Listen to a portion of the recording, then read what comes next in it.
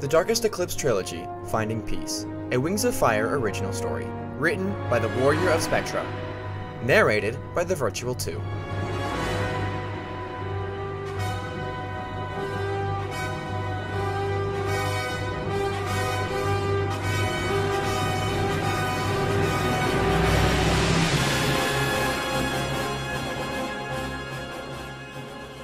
Author's note. Hello, and welcome to my first Wings of Fire story. This little tale is set approximately 6 years following the conclusion of the Jade Mountain arc of the series. While I enjoy the Wings of Fire, I did have some issues with the second arc. One of the biggest I have was with the conclusion to Darkstalker's character arc.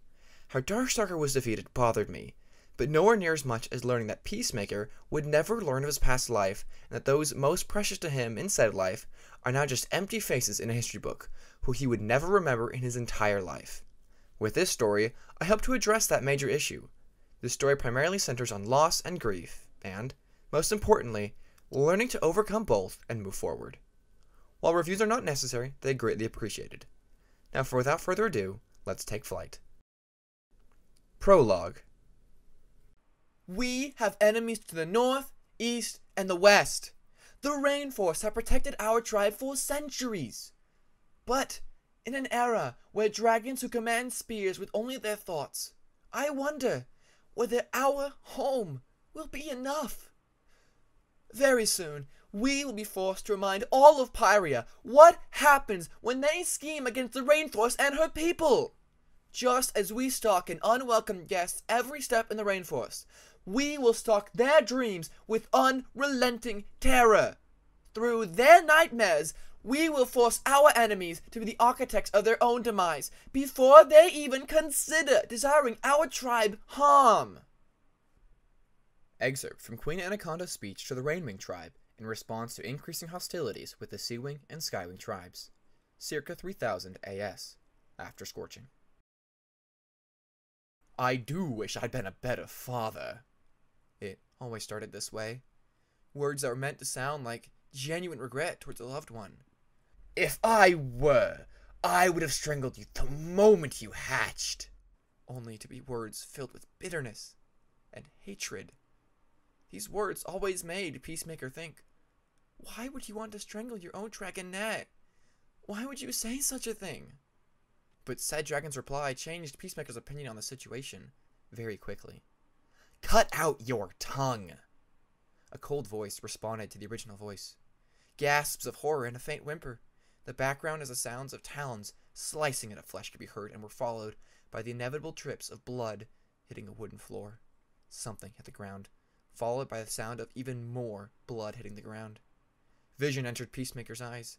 He stood on a wooden stage, overlooking a marketplace that was filled with a crowd of Nightwings, all looking over at him. Peacemaker was normally not a fan of attention. Whenever a large group of people he didn't know all looked at him, he would feel his breath get caught in his throat, and he would wish he had inherited camouflage scales from his father. But this time, he was not afraid of the looks the Nightwings gave him. Actually, it was the opposite. He enjoyed the looks of fear and terror in the eyes of the crowd, which, he admitted, was strange. He did not want people to be afraid of him, nor a lot of attention on him, in this case. The thought of Moon, Kinkachu, and Mother looking at him the Nightwings were made him feel guilty deep down. But regardless of what he told himself, his body was moving on a will of its own. Looking to his side, Peacemaker stared at an older dragon, an Icewing, beside him. His mouth was filled with blue blood, and, laying in front of his talons, was a severed tongue and a pool of blue blood. Peacemaker felt like he was going to be sick. He wanted to be sick. But again, there was that small feeling of satisfaction in his own mind. In some twisted way, Peacemaker was enjoying the sight of the Icewing in pain. In the back of his mind, Peacemaker ordered his body to race up to the Icewing and find a way to stop the bleeding. But his body refused the order. In sadness, Peacemaker wanted to tell the dragon he was sorry and to forgive him. Then came the next words, the words that horrified both Peacemaker and the assembled dragons.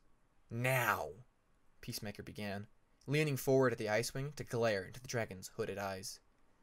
Take your talons, rip your stomach, and show us all what you're really like on the inside.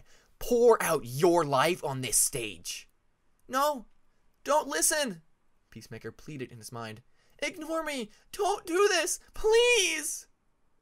He deserves this, a voice, his voice, said in his mind. The Ice-Wing rose his claws to his stomach and drove them forward. No! Boom! The roar of thunder in the sky shook the entire hut, waking Peacemaker from his nightmare. Raising his head from his bed, Peacemaker found himself breathing rapidly and his heart beating just as fast. For a brief second, no sounds registered in his ears, but soon the sound of a downpour of rain beating the roof of his and his mother's hut filled his ears. Looking around, he saw that he was still in a small room instead of that stage that had been appearing in his dreams for the past few months. A sigh escaped his mouth as he raised his hands to his forehead, taking deep breaths to calm himself. It was just a dream, he told himself. It was not real. It was not real! Despite making those assurances, that did not seem to stop the nightmares from happening.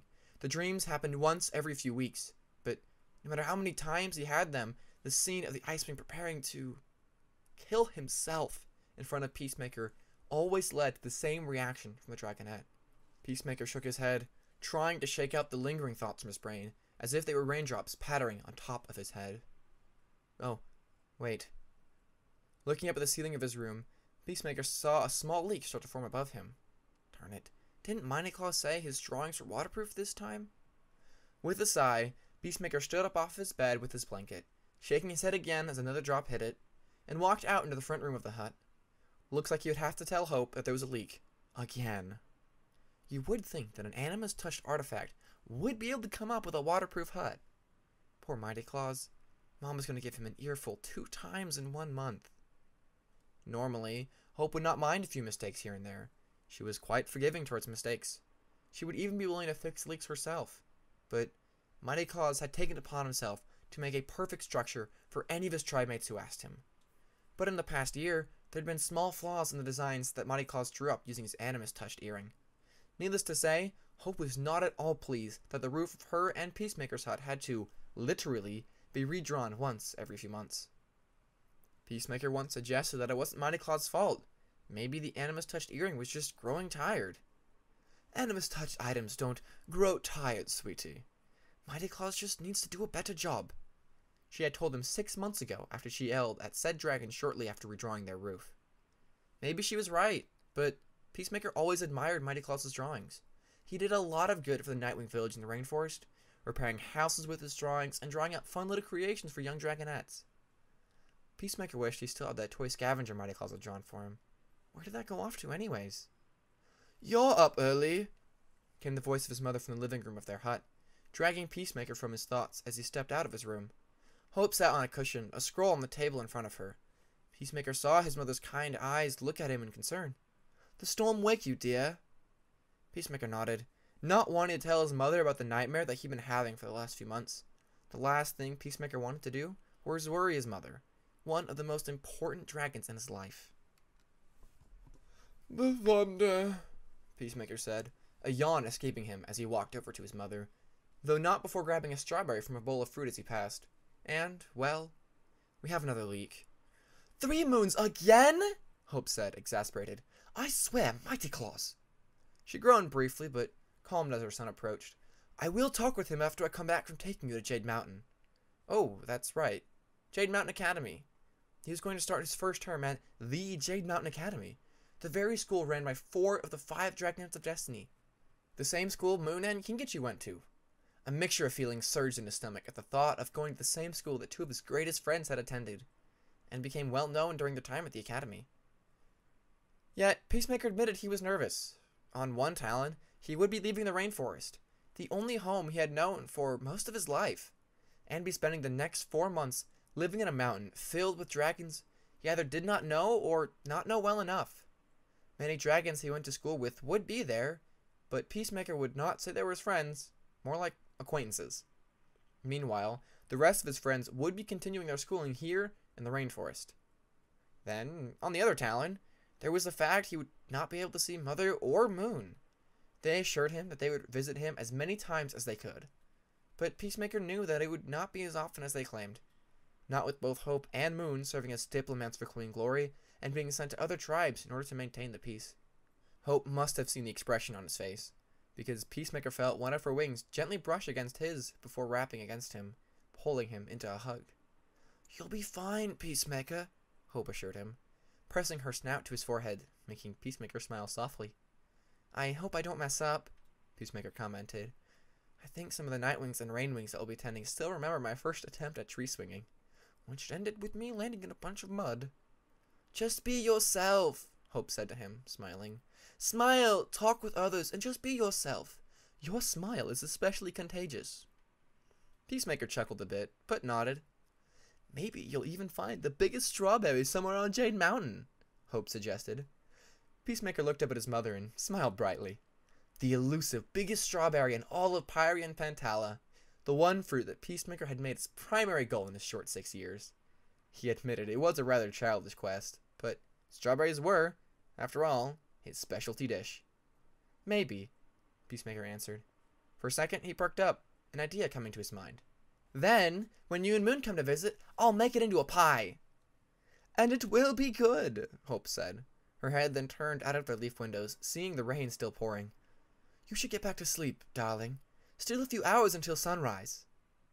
Peacemaker hesitated for a moment, wanting to come up with an excuse in order to stay up with his mother. Anything to spend the next few hours speaking with her, while also avoiding the idea of going back to sleep and seeing the horrid nightmare of the Icewing killing himself. But he did not want to worry his mother. That was the last thing Peacemaker ever wanted to do. Not with so much stress already on her as a diplomat who traveled to the Mud Kingdom, back to the rainforest, and then to the distant continent, Pantala. Lowering his head and neck onto the floor, Peacemaker slid his blanket over himself, closing his eyes as he listened to the rain beating against the roof and the now distant booms of thunder that had traveled a long distance. Despite not wanting to go to sleep, his eyes began to grow heavy and his mind becoming foggy. Just before falling peacefully asleep, he felt his mother's wing gently wrap around his side again, and then a dreamless sleep began.